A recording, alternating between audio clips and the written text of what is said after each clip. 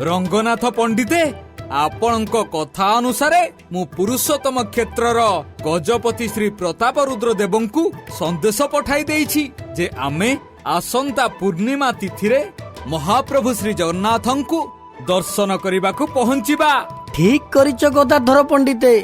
गट्रु मट्रु तुमे दुई जण आसुथिबा पंडित मानकर आवश्यक अनुसारे समस्त व्यवस्था करिदेव। आउ हाँ ध्यान रखिब सेमानकर जेपरी कौनसी असुविधा न हुए।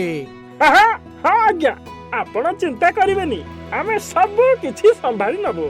आज एमिति गोटे लोक को खोजी नबा जिए जड़े महामूर्ख आ मूक लोकटिया हेइथबो।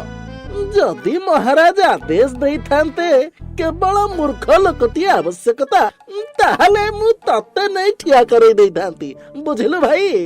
आ काईकी कारण तू तो गोटे महामूर्ख ना, तो पाखे तो कौनसी ज्ञान नहीं।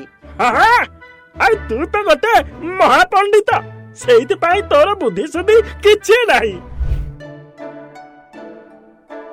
अच्छा पंडिते कहिले आमे रत्न सिंहासन उपरे जेउ दियंकु देखुचे जेउ महाप्रभुंकु देखुचे से प्रकृत रे कौन?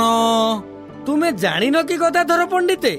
ताहले सुन, वेद कहूथाए पुरुष बोलिकी गीतार पुरुषोत्तम पुरुषोत्तमठु से काले उत्तम भागवतर नियम।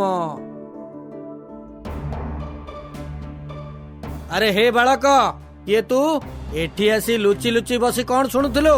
तोते किए अनुमति देला एठारे बसिबाको? हाँ हाय उठ जा एठु।